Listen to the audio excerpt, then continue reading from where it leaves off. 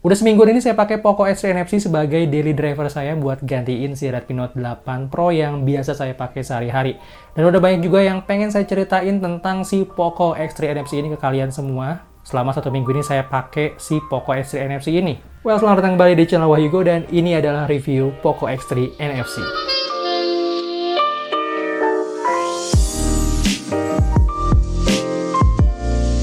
Ada beberapa aspek yang jadi keunggulan si Poco X3 NFC ini sampai dia dinobatkan sebagai the real mid-range killer.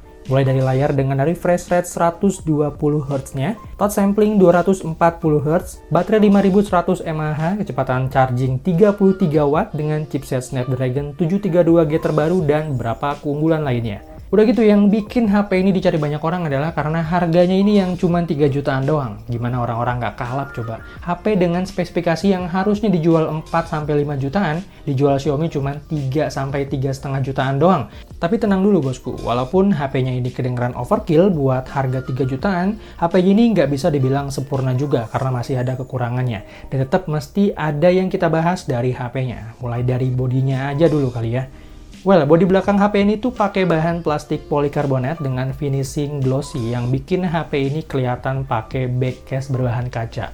Sebenarnya saya nggak ada masalah sih sama bodi belakangnya ini, cuman pas pertama kali tahu kalau bagian belakangnya ini agak kopong atau sedikit kopong, saya agak kaget juga sih jujur. Tapi memang nggak kopong-kopong banget sih, nggak separah itu, nggak kayak kue mochi atau kerupuk juga sih.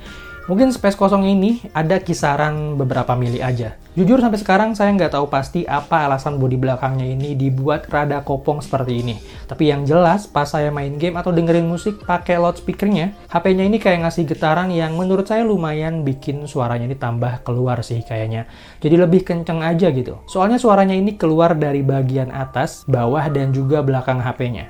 Dan ngomong-ngomong soal speakernya nih, di Poco X3 ini juga ada fitur pembersih speakernya. Jadi dual speakernya ini bisa dibersihin dari debu-debu dengan cara memainkan audio khusus yang bakal ngedorong si debunya ini keluar dari speaker. Keren kan? Tapi terkadang getaran bodi belakangnya ini suka dijadiin alasan beberapa orang yang pengen ngejatohin atau nggak suka sama si Poco X3 NFC ini. Ya, biasanya sih mereka yang ngomong kayak gitu tuh, mereka belum pernah nyobain secara langsung HP-nya. Jadi, mereka biasanya cuma denger katanya. Lagian, selama saya pakai Poco X3 NFC ini selama 1 minggu, saya nggak terlalu ngerasa terganggu dengan adanya getaran di bodi belakangnya ini. Fine-fine aja dan nggak masalah sama sekali. Kecuali slot SIM card-nya yang masih pakai Hybrid ini, dan ini mungkin jadi masalah buat sebagian orang. Jujur kalau ini sih mungkin bakal jadi pertimbangan buat kalian yang biasa pakai 2 kartu sekaligus dengan micro USB dalam satu HP. Oh ya, untuk bobotnya sendiri bisa dibilang cukup berat ya. Beratnya ini hampir mirip-mirip sama Redmi Note 8 Pro. Jadi HP ini bukan tergolong HP yang ringan. Anyway, kamera di HP ini tuh punya bentuk yang beda daripada yang lain dan punya permukaan yang agak nonjol. Jadi mau nggak mau kalian mesti pakai case yang permukaan ini lebih tinggi dari permukaan kameranya biar kameranya ini tetap aman dari goresan. Untungnya di paket penjualannya ini udah dapat casingnya, jadi nggak perlu lagi beli secara terpisah. Oh ya, ngomongin soal kameranya nih, Poco X3 NFC ini punya 4 kamera dengan kombinasi kamera utama yang beresolusi 64 megapiksel, ditambah kamera ultrawide 13 megapiksel. Terus ditambah juga lensa kamera makro 2 megapiksel dan 2 megapiksel kamera depth sensor. Dan soal kameranya ini juga saya rasa nggak ada masalah ya, semuanya ini berjalan dengan lancar. Rekam video juga bisa mentok sampai 4K 30 fps dan fiturnya juga lebih lengkap dari aplikasi kamera di Redmi Note 8 Pro. Ada mode cloning atau Kage Bunshin no Jutsu yang ada di film-film Naruto, ada mode vlog, depan belakang, dan masih banyak lagi. Dan berikut adalah hasil foto dan perekaman video dari Poco X3 NFC.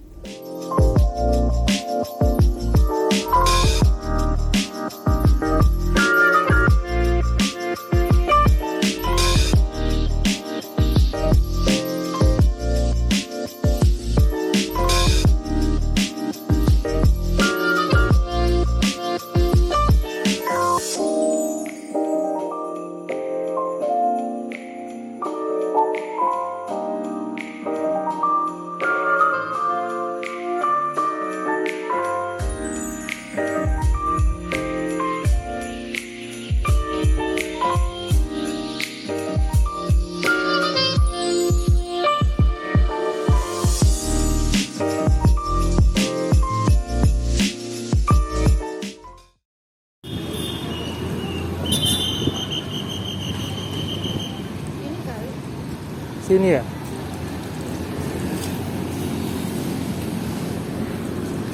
Oke, jadi ini adalah hasil kualitas rekaman video dari Poco X3 NFC. Ini ada di frame rate 60. Harusnya sih stabil banget ya.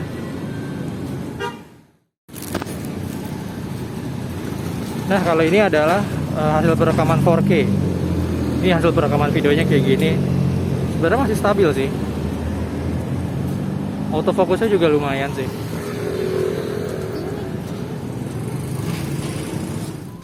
Seperti yang kalian tahu, salah satu yang jadi keunggulan si Poco X3 NFC ini adalah layarnya yang udah mendukung 120 Hz dan touch samplingnya udah sampai 240 Hz. Jadi untuk masalah kelancaran FPS di game ini, nggak usah diragukan lagi. HP ini udah bisa ngelayanin semua game yang udah support 120 FPS. Tapi masalahnya, gak banyak game-game mainstream dengan grafik tinggi yang udah mendukung settingan 120 FPS. Game PUBG aja yang udah siap di 90 FPS, belum bisa dimainin pakai 90 FPS di HP ini. Dan grafiknya juga mentok di HD dengan frame rate high aja.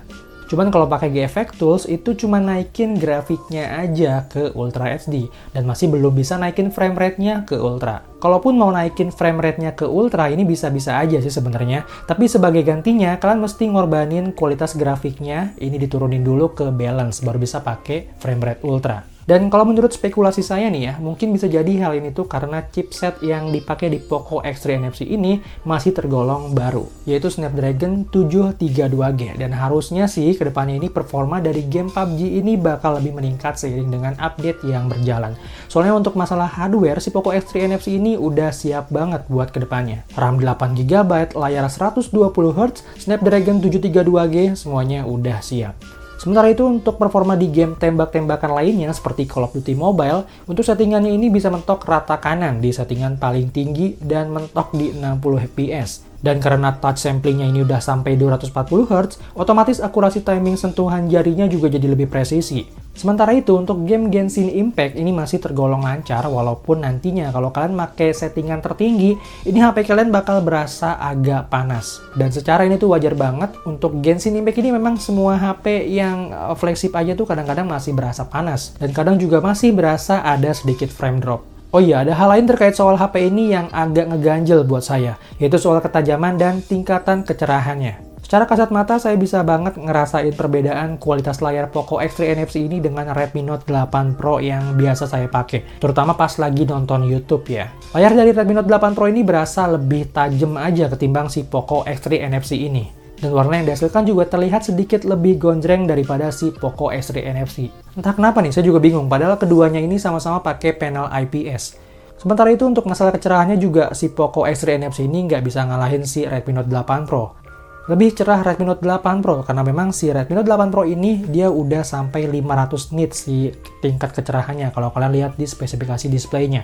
Sementara untuk si Poco X3 NFC ini cuman mentok di 450 nits, jadi lebih unggul si Redmi Note 8 Pro. Dan buat kalian yang belum tahu, angka satuan nits ini tuh berpengaruh terhadap kecerahan layar HP kalian. Makin tinggi nitsnya, maka akan semakin tinggi juga tingkat kecerahan yang bisa ditampilkan. Dan ini juga ngaruh banget kalau kalian lagi pakai HP di luar ruangan atau di bawah terik matahari. Dan lagi-lagi menurut spekulasi saya nih, kayaknya emang beberapa hal tadi itu sengaja dipangkas Xiaomi demi naikin refresh rate-nya biar bisa 120 Hz.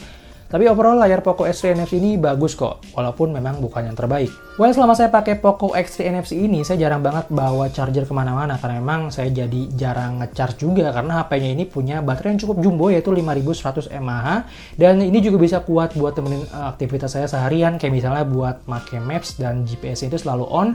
Terus saya juga pakai TWS Bluetooth, yang mana Bluetooth juga selalu on, dan juga saya suka chatting, main game, dan juga nonton video, bahkan untuk dengerin musik berjam-jam ini sama sekali nggak masalah. Dan sampai malam pun pas sampai mau tidur ini masih sisa baterai sekitar 10-15%, jadi ini bisa dibilang awet lah baterainya.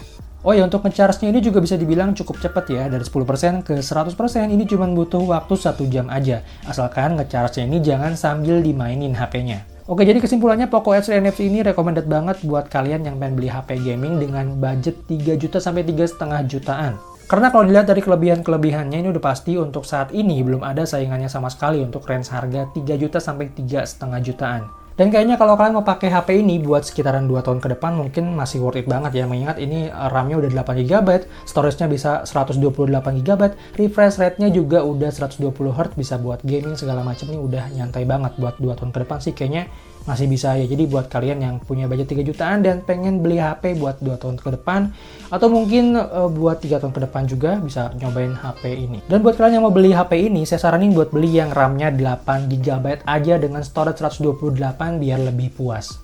Oke, sekian dulu video kali ini. Makasih banget buat kalian yang udah nyimak video sampai habis. Buat kalian yang pengen beli Poco X3 NFC, silahkan klik link pembelian di deskripsi video. Dan buat kalian yang suka dengan videonya, silahkan klik tombol like aja dan dislike aja kalau nggak suka. Silahkan klik tombol share dan subscribe channel ini sebagai bentuk dukungan kamu terhadap channel ini. So, thank you guys for watching. See you on my next video. I'm Wahyu Go. I'm signing out.